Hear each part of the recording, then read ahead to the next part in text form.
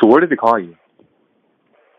Well, they call me Peps, like Pepsi, P-E-P-S. What are you incarcerated for? How long is your sentence? I'm incarcerated for first-degree murder, 2 attempted murders, and they gave me 144 years to life. Where are you from out here on the streets? I'm from South Central LA. Do you or did you belong to any type of gangs, groups, organizations?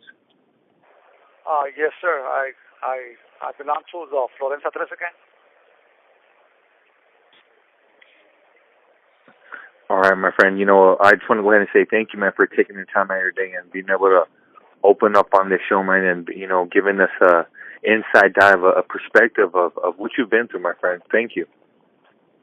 You're welcome, sir. And, I appreciate it myself, and I just hope this helps somebody else not to do the same things that I did in life. I mean, if I could change one person's life and just on something positive that I do, that's a plus for me that I could give back to the community on all the damage that I've done on the years that led me to where I am now. You know what I mean? To tell you the truth, I always like worship more like my mother's side, because on my mother's side, I seen the streets, I seen the lifestyle that my mom carried, which my mom was she was a dealer, and at the same time, she was on my father's side, he's a role model. He's a positive member for the community. He has his own business. He's an inspector to the state of California. But from me being with my mom and seeing my uncles and the lifestyle that they lived, I was just a little kid, and so I will always be around them. And that's what brought me out to wanting to be on the streets, because I seen what they would do. I would see them kick back with the homies and have the fancy cars and the jewelry and the girls, and I'd be like, okay, I think I could work with this. That's kind of like the lifestyle that my mom was living at the same time. And that led me away from my home, which was with my father, and led me to my mother's side, and that's what started leading me to the lifestyle that I chose to live.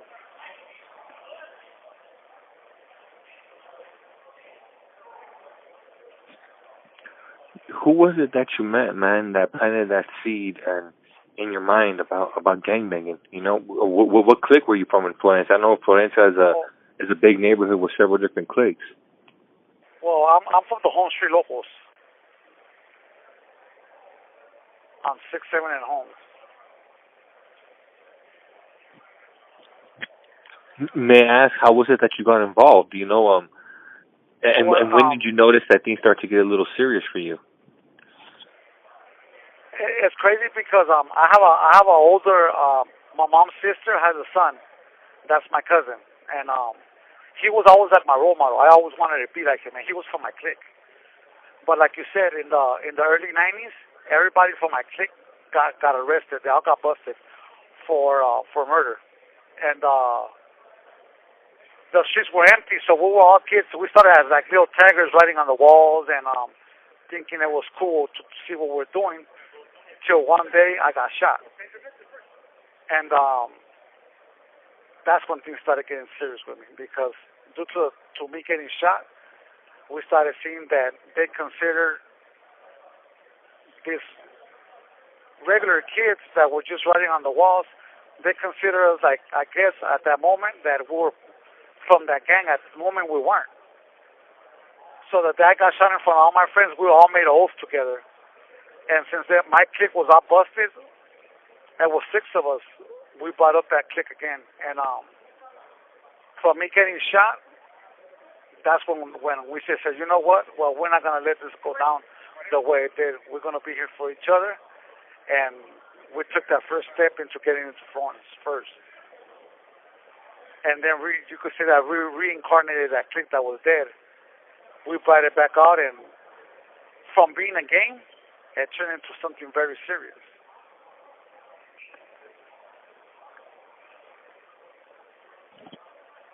if you don't mind me asking, how did you get shot? Do you remember that day? And who were the people that shot you? Well, the crazy thing, we're all kicking back in the corner. I just went inside the liquor store to go get a 20 ounce of beer. Walking out, some guys from 38 rolled up, asked us where we were from. My best friend said nowhere, and they still started shooting at us. And I got shot in my leg and my thigh, and that's how it all started. Even though we said nowhere, they still shot us up, and I got shot that day. And I guess that was like the first push to where we seen, well, you know what? If they want to come shoot at us, they want to come disrespect us in our little piece of neighborhood. Well, we're going to push back, and we're going to show these fools that we're nobody to come and lit up. And would you be able to tell me why the feud between 38 and Florencia started? Man, it's been a long war. It started just with, I was a kid when this started, but it started from fights. From fights, it led to something more serious, to where it led to murder on both sides. Because I've lost a lot of friends due to them, and I know they've lost a lot of friends due to us. And it's just, I guess those are two hated gangs there is almost in South Central, because I'm pretty sure you heard the history that we got with each other, and it's not good. Would you be able to mention some of the people who you've lost, some of the fellow homeboys that you know of that lost their lives due to this senseless gang banging? Oh yeah, my homeboy Brownie was killed by 38. You know what I mean? I've lost a lot of homies due to my homeboy Chicken House, my homeboy Little Man, my homeboy Filipon. They all got killed at one time in 2 days. Right there on 59 in Compton. In 2 days? In 2 days, but I lost 7 homies. You said that they were at a party? Yeah, they were at a party. They left the party, and they killed 4 that day. And the next day, while they were lighting roses, putting roses and lighting candles to where these individuals had died, they passed by and they lit up the people that were doing that. And I lost 3 more homies that day. So that's when the war just broke up. Period. There was no turning back from there. I think this happened like I would want to say like 94, 95, 96. They put a stop to it because that's when they put a peace treaty. But it was too late already. The blood feud was it's unstoppable. It's not ever gonna stop, no matter what.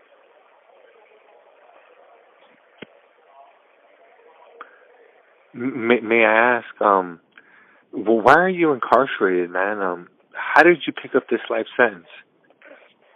I got a little brother. My little brother, they call him Little G. That's my pride and joy.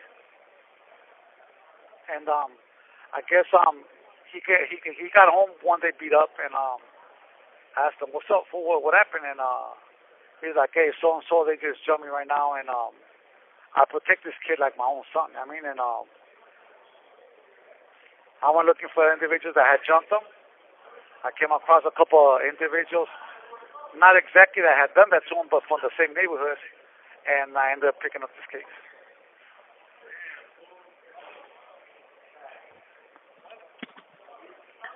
Can you take me there to that day and how did you catch them?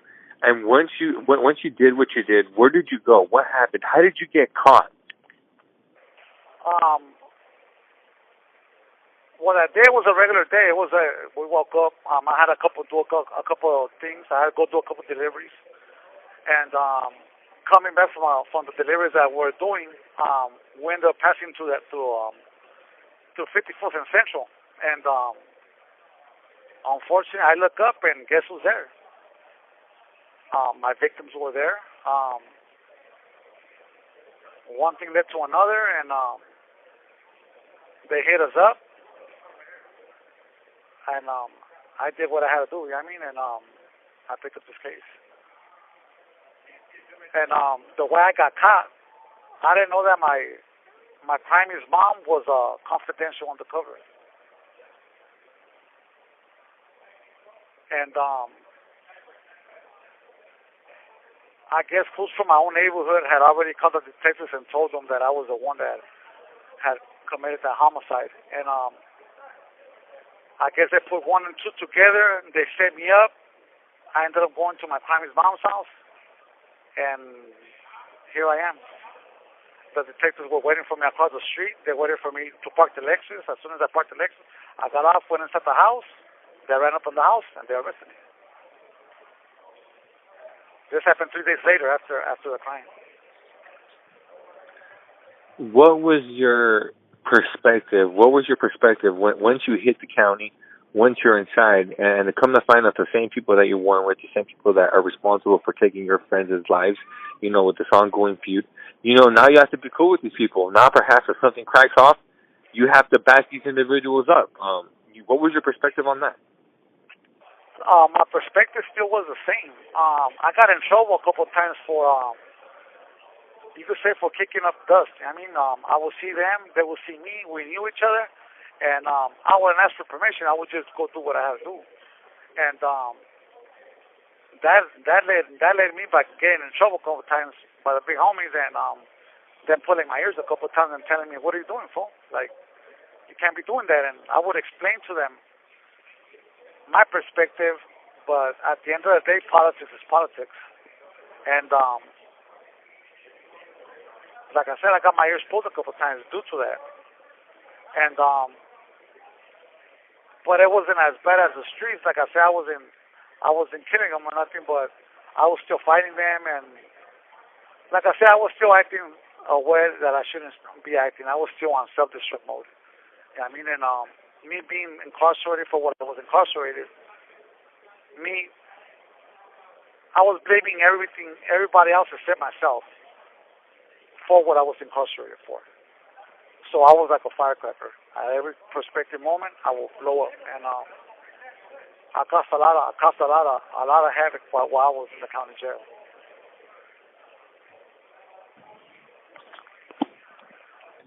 What do you mean that you were blaming everybody else? Why were you blaming everybody else? What was going through your mind? You have 60 seconds remaining. Not with the victim's family, but remember, the victims were from my neighborhood. That's why, remember I told you there's twists and turns to my case that not only did I pick up a homicide, but I picked up a homicide from somebody that was from my own neighborhood, from another clique. And what was the trickle effect on that? Did you get in trouble, by the higher up? Yes, I did. Oh, very much. I was regulated a couple of times, but at the same time, I had somebody from on top backing me up. I'm pretty sure you just heard he just passed away not too long ago. My homie Bubbles. You actually interacted with Bubble from Florence? Yeah, that's my big homie. I mean, that's the reason that nothing's like really severe happened to me in the county jail because of him. Not his brother, just Bubbles. Bubbles, tablas. Yeah, well, Bubbles is more. You're my homie still, even though I'm clicked up. I got love for you. Don't do it again, and he'll set you on your way. And tablas is more. F you, I don't care. I'm from the clique, and you're under me, and I'll step on you whenever I want. That's the reason I wouldn't really ever get too close to tablas because of the way he was. Do you know how these brothers, literally brothers, how they were able to rise the ranks and literally take over Florence and basically take over a huge portion of Los Angeles the way that they did? Well, yeah. Well, we did all the footwork. You know what I mean? They call me a shot caller for my clique because I made my clique all over again.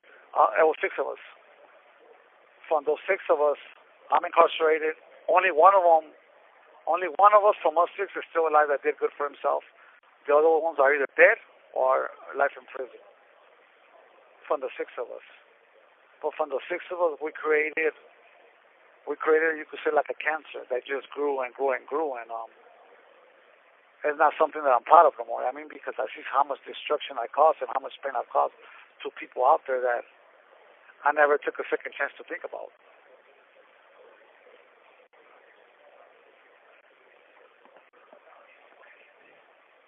Did you ever hear about any other people getting green-lighted by these brothers for something that they did? A lot of people. And they call, these people have so many people on green-lighted that pretty soon the mainline is not going to be the mainline no more. The mainline is going to be the one with the protected custody, due to the fact that they're doing so many people wrong, and they're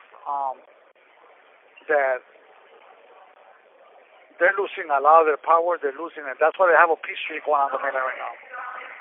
A peace treaty that I thought I was never going to see between blacks, between the northerners.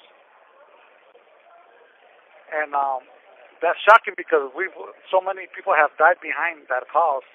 And now it's a peace treaty. You can't do this or you can't do that because I say you can't do that. When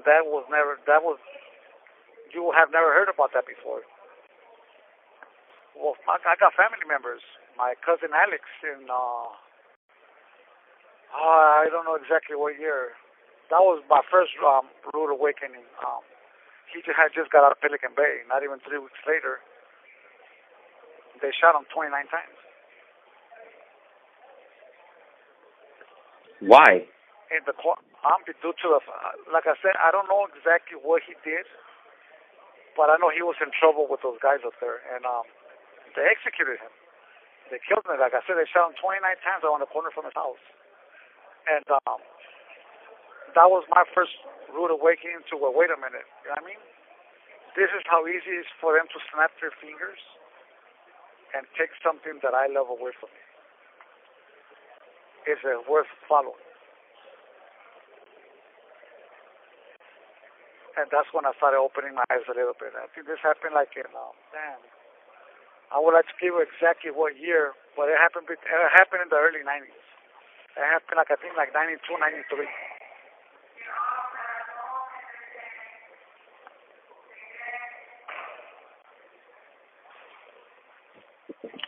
Would you be able to tell me about the feud with the East Coast Crips? I know there's a peace treaty going on now, but why did it start back then? Look, the truth, it was mainly over territory due to the fact that I knew the crazy thing, Tony, that we grew up with each other, and we would deal with each other, and everything was cool.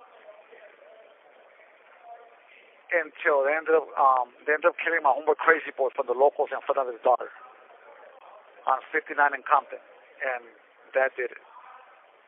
The day they shot Crazy Boy from the locals, that was like you getting a whole person turning into a fire pit. It just blew up.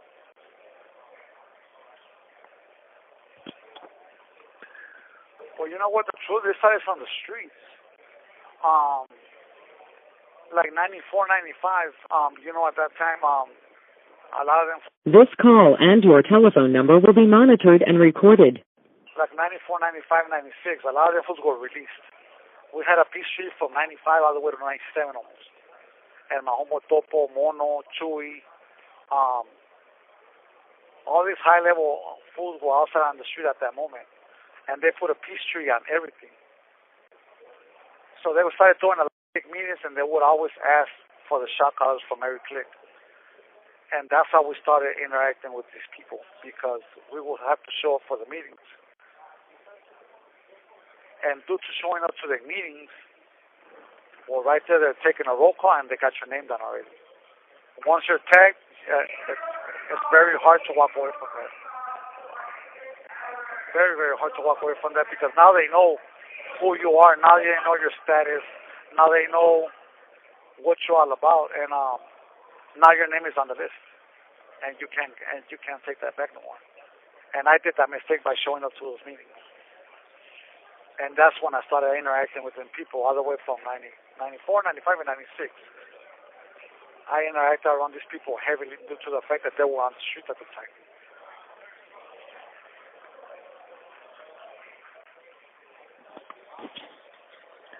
Did you ever happen to see them feuding with each other over whatever reason, over territories, over politics, or for whatever reason? All between ourselves? Yes, sir. Oh yeah, there's been a lot of things between ourselves. Like I said, look at my case. The guy that passed away, he was from the gangsters. I'm from the home street locals, but we're from the same neighborhood. And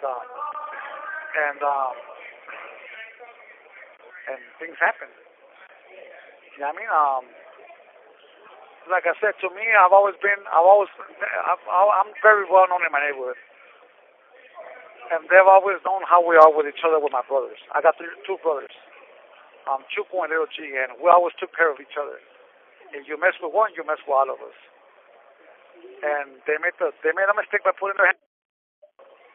You know what I mean? And like I said, I should have just probably called the cops. I should have let them take care of it. But at that moment, I didn't have those tools in my mind or in my heart to let go. I had to go do this myself. I took the law into my own hands, and I did what I had to go do. Was it wrong? Yes, it was wrong. But at that time, I wasn't thinking about right and wrong. I was just thinking about revenge, anger. I was just looking for justification with myself to make an example that that's what happens when they put a hand on my little brother. And I took it to a level that I shouldn't have took it to.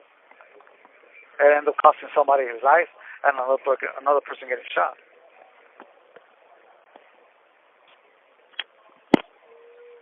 Where's there war between those two Florence cliques, the one you were from and the one from the gangsters?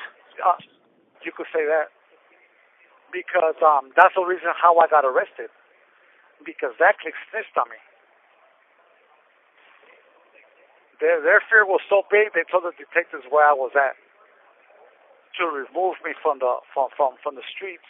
Like that, they didn't have to face me or face the repercussions of what was going to happen if they even thought of touching my brother again. Which, when I got busted, my brother got shot afterwards. They tried to take my brother for a ride. And I just thank God that my brother was smart enough to leave the state.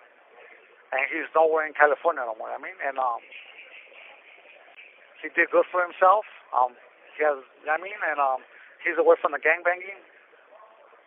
He's just waiting for me to go home now. And that's what I'm striving for now, Mr. Reynolds. I should have been home already. Unfortunately, I picked up another shoe a couple of years ago, and I went back to a 180 from a level 3. What happened? So This call and your telephone number will be monitored and recorded.